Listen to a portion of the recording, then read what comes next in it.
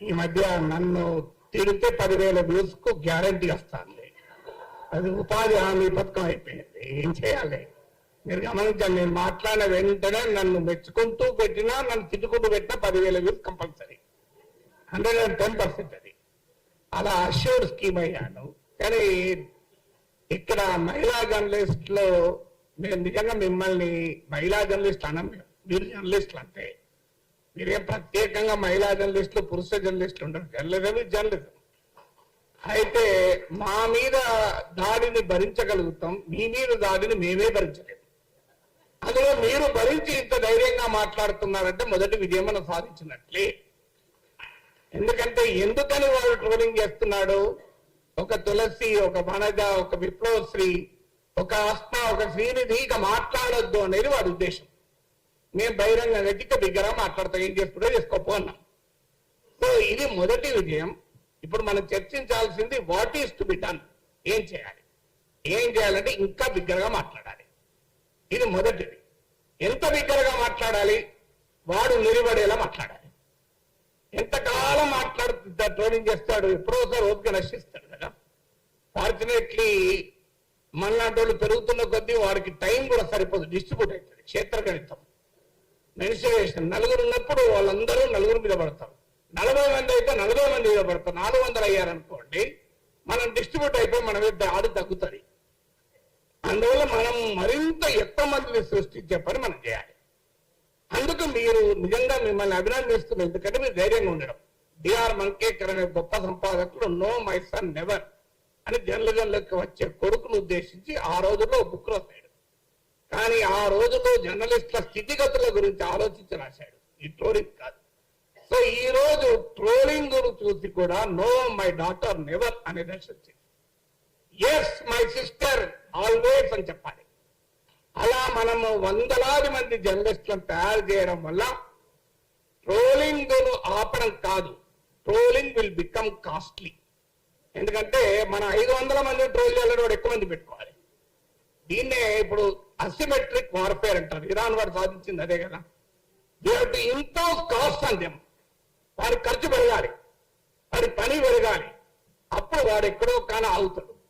So అందువల్ల మనం ఎక్కువ మంది జర్నలిస్టులను సృష్టించడం రెండవ పని కావాలి. మూడవ పని ఏంటంటే దీనికి క్విక్ సొల్యూషన్స్ లేవు ఫ్రెండ్స్.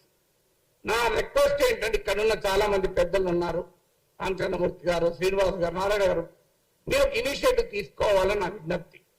మీరు ప్రతి రాజకీయ పార్టీ అగ్రనాయకుని 2 తెలుగు రాష్ట్రాల నాయకుల దగ్గరికి వెళ్ళి మా మీద నాగేశ్వరం మీద జరిగే ట్రోల్ గురించి మాట్లాడకండి, అది ఈజీగా డిఫెండ్ చేసుకుంటారు. ఇక్కడ మహిళా జర్నలిస్టుల మీద జరిగే ట్రోలింగ్ గురించి మాట్లాడండి, వాడు డిఫెన్స్ చేసుకోలేరు. It just not possible. ఇప్పుడు ఇక్కడ వాళ్ళ మీద జరిగిన దాడిని వాడు సభ్య సమాజం ఎవడు డిఫెండ్ చేసుకోలేడు. సో అందువల్ల నాగేశ్వరం మీద జరిగే దాడి గురించి అసలే మాట్లాడకండి, వాడు డిఫెండ్ చేసుకుంటాడు.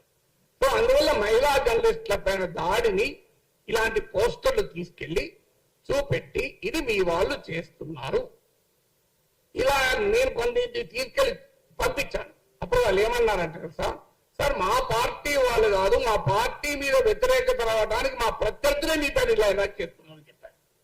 అది కూడా జరుగుతుంది వాస్తవం, కొంత లేదని కాదు, అదో 10% ఉంటుంది.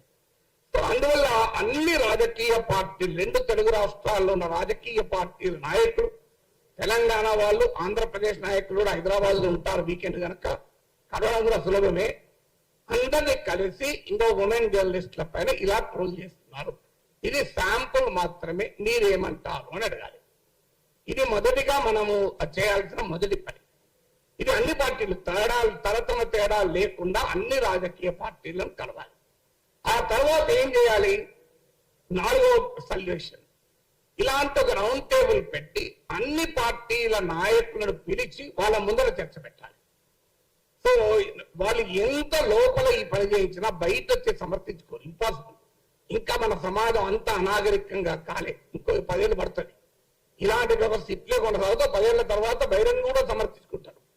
మీరు కనుక రాజకీయ పార్టీల ప్రతినిధులను పిలిచి కూర్చుండబెట్టి ఇందులో ఇప్పుడు కొంతమంది కేస్ స్టడీ చెప్పారు, అస్మ, విప్లవశ్రీ, వీళ్ళ కేస్ స్టడీస్ ముందు పెట్టాలి. మీరు ఏమంటారు చెప్పండి. So what will you do? మీరు ఆన్సర్ చెప్పండి అని చెప్పి ఆ రాజకీయ పార్టీలను పబ్లిక్ గా నిలదీయాలి. ఎందుకంటే ఇది ట్రోలింగ్ అనేది అనేక లేయర్స్ లో జరుగుతుంది. ఒక అతిపెద్ద లేయర్ పొలిటికల్ పార్టీల ట్రోల్ ఫ్యాక్టరీనే. దాన్ని మనం ఈజీగా ఎదుర్కోవచ్చు. వాళ్ళకి పోయే కాలం దాపురించింది కనుకనే మహిళలతో పెట్టుకున్నారు. పురుషులతో పెట్టుకుంటే వాడు ఎక్కువ సస్టైన్ చేయగలడు, మహిళలతో పెట్టుకుంటే సస్టైన్ చేయలేడు. ఎందుకంటే ఇప్పటికీ మన సమాజంలో ఎక్కడో ఒక చోట మహిళను అనాలి అంటే, ఉమెన్ అనాలంటే మొహమాట ఉంట వస్తుంది. బహిరంగంగా అనాలి. అనానిమస్ గా ఉన్నప్పుడు ఏమన్నా మాట్లాడతాడు, వాడు ప్యాట్రియార్కీ అంటే అప్పుడే బయటపడుతుంది. కానీ పబ్లిక్ గా ఉన్నప్పుడు బయటపడాలంటే కష్టపడతాయి. ప్రైవేట్ గా ఉన్నప్పుడు వాడి ప్యాట్రియార్కీ బయటపడుతుంది, వాడి కులపిచ్చి బయటపడుతుంది, అన్ని బయటపడుతుంది. కానీ పబ్లిక్ గా ఉన్నప్పుడు అవన్నీ దాచుకొని నటిస్తాడు కనుక ఆ నట సార్వభౌములుగా అవతారం ఎత్తిన సమయంలో వాళ్ళని నిలదీయాలి. మీరు ఏం చెప్తారు చెప్పండి, ఇంకో ఇలా ట్రోల్ చేస్తున్నారు. అది నెక్స్ట్. తర్వాత లీగల్ బ్యాటిల్ నాకు పెద్దగా నమ్మకం లేదు. ఎందుకంటే నేను 2023లో కేసు పెట్టాను. ఇప్పటికీ కేసు ఏమీ కాలేదు. నా సమయం వృధా అవుతుంది. అందువల్ల ఆ కేసుల వల్ల ఏమీ ప్రయోజనం లేదు. నేను పోతే ఏమన్నారు కదా సార్, ముఖ్యమంత్రి పైన ట్రోలింగ్ ఉన్నది సార్, మిమ్మల్ని ఏం చెప్తాను. సో అందువల్ల ఐ హావ్ నో బిలీఫ్. చెయ్యొద్దని అంటలేడు, కానీ ఐ హావ్ నో బిలీఫ్. ఇంకోటి చెప్తాను. ఈ మధ్య నా గురించి 2 టీవీ ఛానల్ పెద్ద డిబేట్లు పెట్టి, సో ఆన్లైన్ లో సోషల్ మీడియాలో ఎంత బూతులు తిడతారో టీవీలో కూడా బూతులు తిట్టారు. ఇంకా దారుణం. 2 టీవీ ఛానల్. ఒక టీవీ ఛానల్లో యాంకర్ ఆపాడు, ఇంకో టీవీ ఛానల్ యాంకర్ ప్రోత్సహించాడు. ఆ టీవీ ఛానల్ యజమానికి నేను ఫోన్ చేసింది. ఎందుకంటే ఈ మధ్య నా మీద 20 నిమిషాలు మాట్లాడాడు.